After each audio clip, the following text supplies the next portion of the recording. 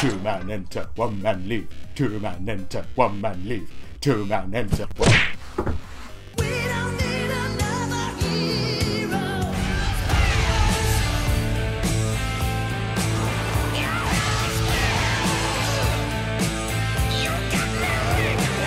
Boom! Mad Max is here and it's launched in the shadow of Metal Gear Solid, but is it worth your hard-earned cash? The game kicks off with the game's protagonist, Max Rockatansky, on the run from Scabrous Scrotus.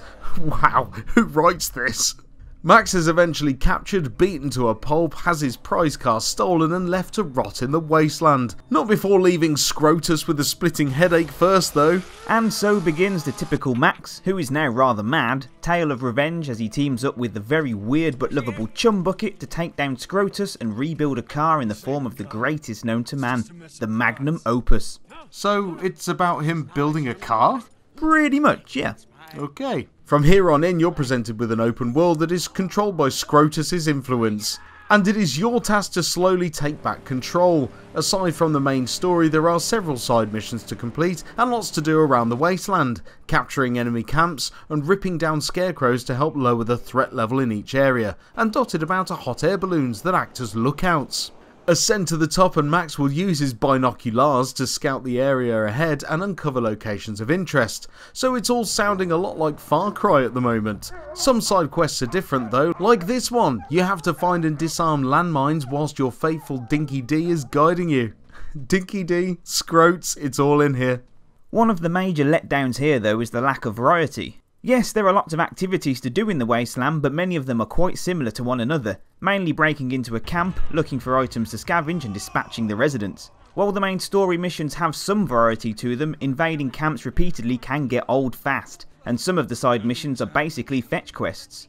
Some story missions will only unlock once a certain area's threat level has been lowered, forcing you to complete side quests, which can be rather tedious and slow the pace of the game a little. Mad Max has quite an exhaustive list of challenges that range from killing so many enemies to hunting down the game's collectibles. Once completed, you are rewarded with Griffer tokens.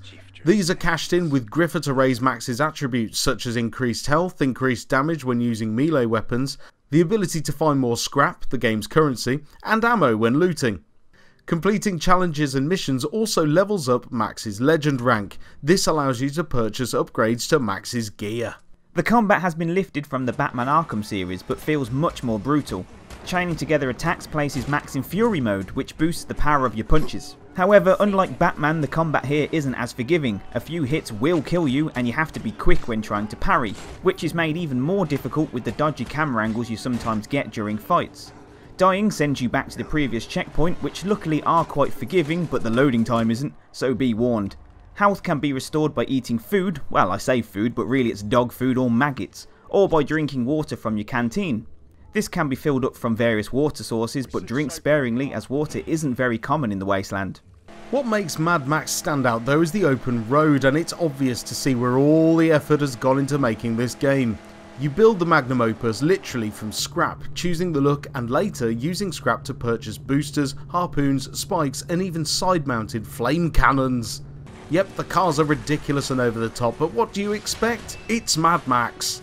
Vehicle combat allows you to be as creative as you like. You can ram or sidesweep your enemies off the road, use your harpoon to pull armour, wheels or even the driver from the car, or even use your shotgun to shoot the exposed fuel tanks. Bangington! And yes, fuel does play a part in this game. You will notice jerry cans lying around as you explore some camps. They can be used as explosives by igniting them, but much more importantly you need fuel to keep the Magnum Opus going.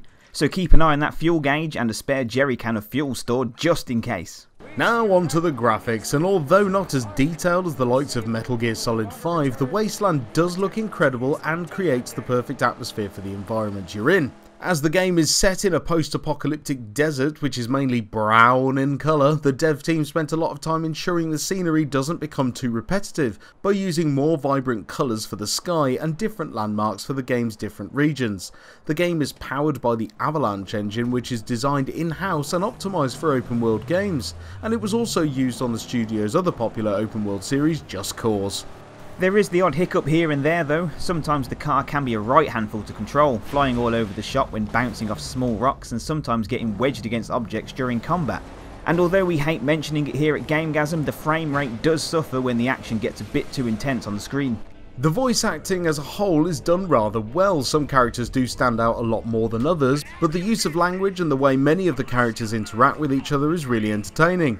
The cars sound as dirty as you would expect, and the atmospheric sounds around the wasteland really help the world come to life, which is a good thing, seeing as there isn't really any score throughout the game, save from the odd drum beat when in combat. Maybe this was a style choice to make the wasteland feel that little bit emptier? Overall, Mad Max is a big, ambitious game that offers lots to do in a world that is really interesting to explore, earning it a GameGazm 6.5. Let down by the repetitive nature of the side missions and the recycled combat mechanics, but if you enjoyed the Batman Arkham series and Shadows of Mordor, then this game is right up your street. Or dusty post-apocalyptic track. So put on your best Aussie accent, attach feathers about your person, rev your engines and head out into the wasteland for some Mad Max.